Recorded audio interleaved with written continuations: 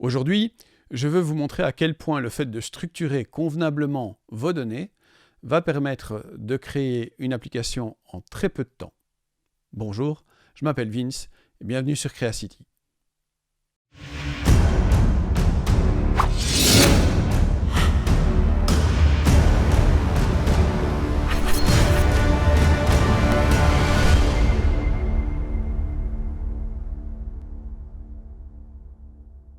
L'objectif de cette vidéo, c'est de vous montrer que si on a des bonnes données, il y a beaucoup de choses qui sont simples derrière. Alors SharePoint est le lieu où toutes les données sont stockées. SharePoint, c'est un peu comme votre gros disque dur qui va contenir toutes vos données. Tout le contenu de Teams est dans SharePoint. SharePoint peut contenir des fichiers, mais aussi plein d'autres informations. Quel est le genre de fichier qu'on aura besoin de stocker dans SharePoint à un moment ou l'autre pour notre application bibliothèque de classe?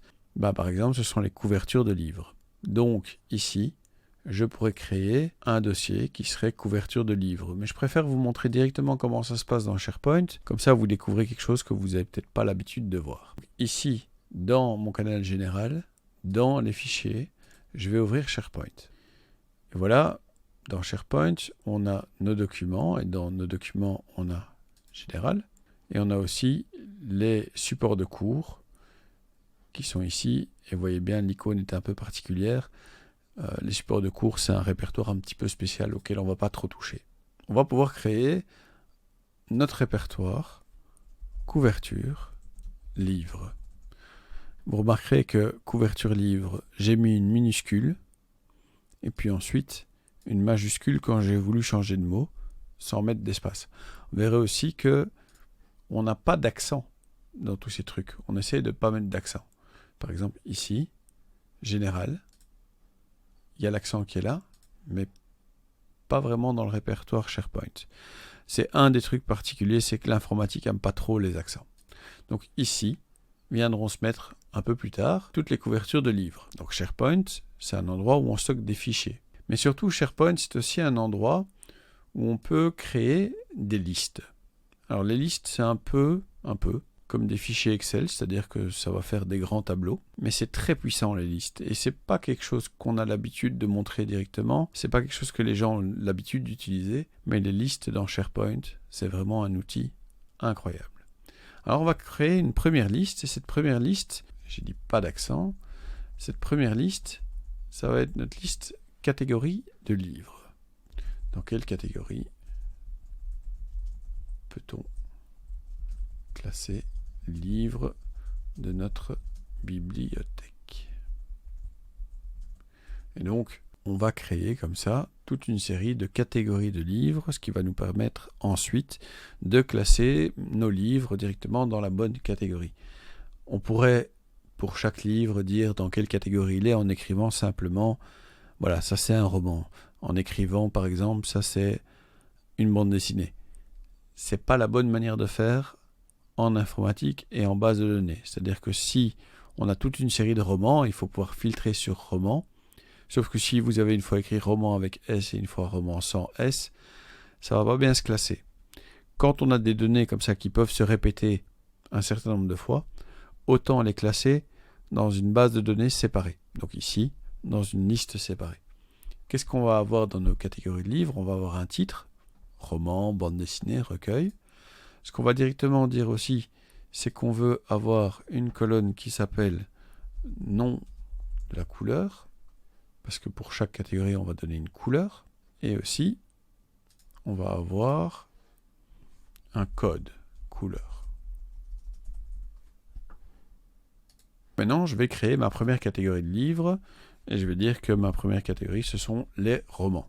Les romans, je veux que ce soit en bleu, et ensuite, je vais devoir donner un code couleur qui corresponde au bleu. Et ce code couleur, c'est un code hexadécimal. Alors, le code hexadécimal, ça fonctionne avec 3 valeurs. Une valeur pour le rouge, une valeur pour le vert et une valeur pour le bleu. Et ces valeurs vont de 00 à FF. FF parce qu'on est en hexadécimal. Qu'en hexadécimal, il y a 16 positions, de 0 à 9, et puis A, B, C, D, E, F. Donc ici, si je veux faire du bleu, et que c'est rouge, vert, bleu, on comprend relativement facilement qu'il y a 00 pour le rouge, 00 pour le vert et FF pour le bleu, puisque j'ai pas de rouge, j'ai pas de vert et j'ai du bleu à fond. Maintenant, je ne vais pas vous demander de retenir tous les codes hexadécimaux, c'est inutile. Il y a des bons sites qui font ça, et ici je vous en ai trouvé un par exemple, qui vous donne le code hexadécimal pour chaque couleur. Donc par exemple ici le bleu, voilà le code hexadécimal du bleu. J'enregistre. Je pourrais utiliser maintenant modification rapide pour créer d'autres éléments. Par exemple, au lieu de chaque fois faire nouveau ici et d'avoir un tableau à rentrer, je pourrais utiliser modification rapide pour dire que les bandes dessinées, c'est en orange. Et le code orange ici, c'est quoi? C'est celui-ci. Je le mets là. Hop, hop. Et j'ai fait une modification rapide, c'est-à-dire que j'ai utilisé comme un tableau Excel dans ce cas-ci, ce qui peut permettre de rajouter beaucoup d'informations assez rapidement. Maintenant, notre liste, elle n'est pas parfaite. Et donc, je vais vous montrer directement comment on peut changer les paramètres de la liste et les paramètres des colonnes. Ici, dans paramètres de la liste, vous pouvez dire par exemple que le nom de la couleur, vous voulez que le nom de la couleur, ce soit obligatoire et que ce soit une valeur unique. Donc, qu'on ne puisse pas rentrer plusieurs fois, par exemple, bleu. Et selon le même principe, le code de couleur, vous voulez aussi que ce soit un champ qui soit obligatoire et unique. Ce qui veut dire que maintenant, quand je reviens dans ma liste, admettons que je veuille créer un nouvel élément, que je dise par exemple recueil de texte, texte avec S c'est mieux, je dis par exemple bleu, et je rentre le code, comme tout à l'heure, FF. J'essaie d'enregistrer. Non, cette valeur existe déjà dans la liste, donc on ne peut pas l'utiliser. Vous voyez qu'il y a cette petite sécurité, et en plus, on est obligé de rentrer des renseignements. Alors, je vous disais tout à l'heure que si on a des bonnes données, beaucoup de choses vont devenir beaucoup plus simples.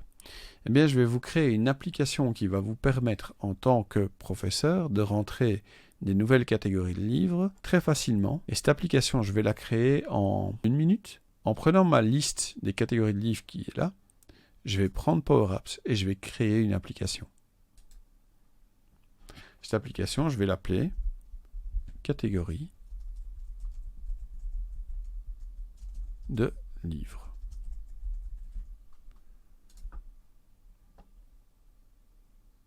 Et vous allez voir que sans une seule ligne de code, il y a une application qui vient de se créer et qui est tout à fait fonctionnelle.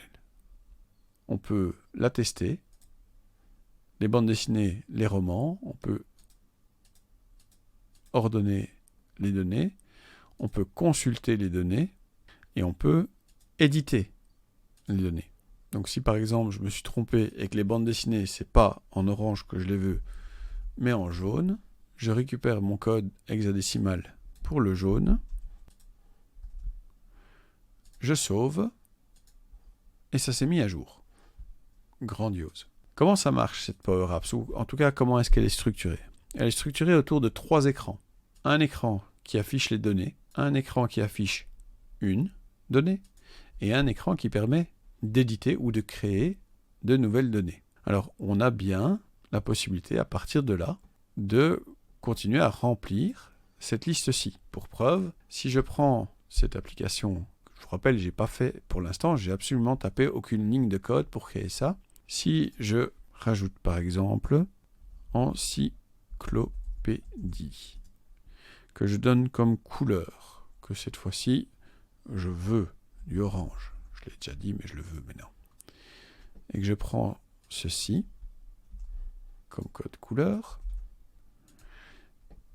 hop, j'ai bien maintenant mes encyclopédies qui sont venues se mettre dans l'ordre alphabétique avec le bon code couleur.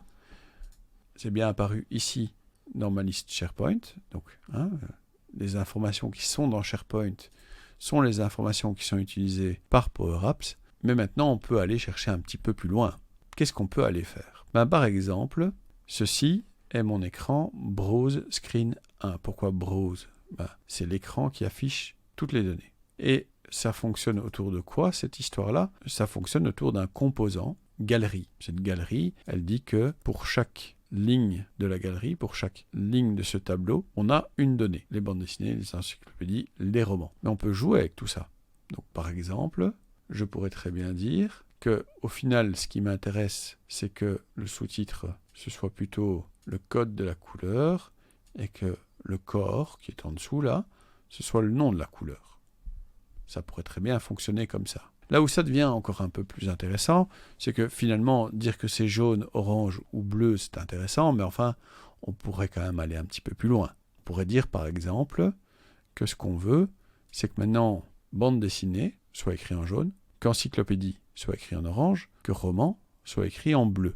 Alors vous voyez qu'ici, pour notre titre 1, pour notre information qui est là, on peut lui donner une couleur. Si je donne une couleur ici, la couleur de mon texte, si je dis orange, tout s'est mis en orange. C'est pas tout à fait la bonne solution, c'est pas tout à fait la solution qu'on désirait. Maintenant, si je regarde par exemple cette donnée-ci et que je cherche son champ, son information couleur, l'information couleur, elle est bien en orange. C'est pas ça qu'on voulait au départ. Ce qu'on voulait au départ, c'est que ce soit une couleur dynamique, c'est-à-dire qu'elle se mette à jour en fonction du code couleur qui est là. Donc qu'est-ce qu'on veut maintenant? Ce qu'on veut en fait, c'est que pour notre information bande dessinée, notre information titre 1, title 1, la couleur, elle doit correspondre à quoi? Elle doit correspondre à notre code couleur. Qu'est-ce que je vais dire? Je vais dire que ceci, c'est la color value, la valeur de couleur, qui correspond à quoi? Qui correspond au code de couleur de cet item. Et voilà, c'est magique, ça fonctionne. Nos bandes dessinées, le titre est en jaune, c'est illisible, mais ça fonctionne. Encyclopédie est bien en orange, roman est bien en bleu. Donc dans notre prochaine vidéo, quand on va créer notre bibliothèque de livres, quand on va mettre les livres dans une certaine catégorie, on va pouvoir créer peut-être une petite bande sur le côté qui sera d'une certaine couleur, et cette couleur correspondra à quoi? À la catégorie de livres. Voilà comment, en quelques minutes, en ayant des données bien structurées, vous avez appris 1. À créer une liste dans SharePoint, et 2. À partir de cette liste SharePoint pour laquelle on a déterminé quels étaient les champs obligatoires, quels étaient les champs qui devaient avoir une valeur unique, vous avez créé une application sans une seule ligne de code, ou presque, et je vous ai même montré comment changer des paramètres déjà un petit peu plus fins, comme qu'est-ce qui doit s'afficher à quel endroit, et surtout, comment changer les caractéristiques de certains champs, de certains affichages. Oui, ok, il fallait connaître color value. Ça, ok. Mais à part ça, le reste, très très simple. Dans la prochaine vidéo, on va aller un petit peu plus loin et on va créer vraiment les livres en eux-mêmes. On va faire rentrer les livres dans le système. On va leur donner une catégorie, ça correspondra à ceci. Et surtout, on va imputer un code barre qu'on va scanner directement avec le GSM ou la tablette, et on va prendre une photo de la couverture, et cette photo de la couverture va être stockée. Ça risque d'être un petit peu plus gratiné, mais c'est pour la prochaine vidéo, et je vous promets, ça va aller, on va s'en sortir. Cette vidéo était déjà un peu plus gratinée, mais j'espère qu'elle vous aura montré à quel point le fait de bien réfléchir à vos données peut tout simplifier. Au-delà de ça, nous avons déjà pu explorer quelques concepts importants dont nous aurons besoin demain. Encore une fois, je m'appelle Vince, et je vous remercie d'avoir regardé cette vidéo. N'oubliez pas de vous abonner, de commenter, de mettre un petit pouce, de partager et de faire sonner la cloche.